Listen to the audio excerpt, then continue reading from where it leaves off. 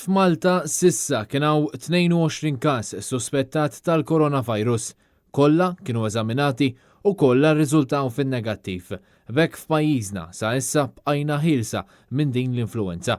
Dan ħareġ waqt konferenza tal-aħbarijiet indirizzata mis-Supretendent tas-Saħħa Pubblika Charmaine Gauci u l-Kap Eżekuttiv tal-Isptar Mater Dei Silja Falzon huma weddu li Malta tinsab preparata għal kull eventwalità fejn f'post sigriet mhux f'Mater Dei hemm 12 sodda lesti għal min jirriżulta li għandu l-COVID-19.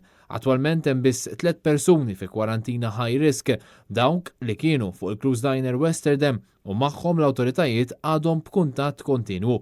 Madankollu l-awtoritajiet m'għandhomx numru eżatt ta' dawk li jażlu li joqogħdu fi kwarantina għal 15-il jum minn jeddhom u magħhom m'hemm l-ebda kuntatt. Ħafna nies qed jindirizzaw id-domandi tagħhom dwar il-coronavirus lejn il-helpline li twaqfet apposta kif sqarret magħna it-tabiba Paula Vassallo. Infatti aħna qed ikollna ħafna telefonati, ġifieri naħseb li qed ikollna iżjed minn 3000 telefonata kuljum. Ngħidu n-nies li forsi li mhux qed jaqbdu mill-ewwel jerġgħu jipprovaw għax il-linja tkun biżi ħafna.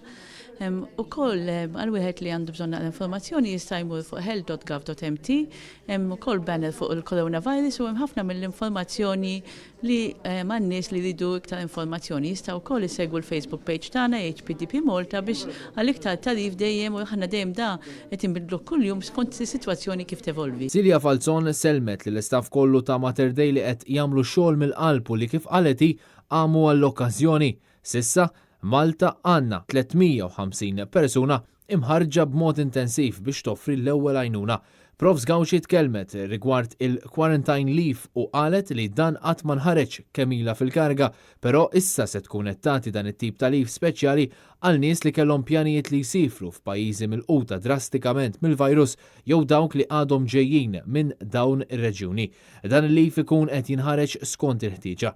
Intant tul il-jum sar magħruf li twaqqaf kumitat ta' livell għoli format mill-stakeholders maġġuri fl-industrija turistika sabiex jaħdmu b'mod koordinat. Dan il-kumitat se jkun qed jaħdem jitfit mal-Kumitat Operattiv fih dan il-Gvern.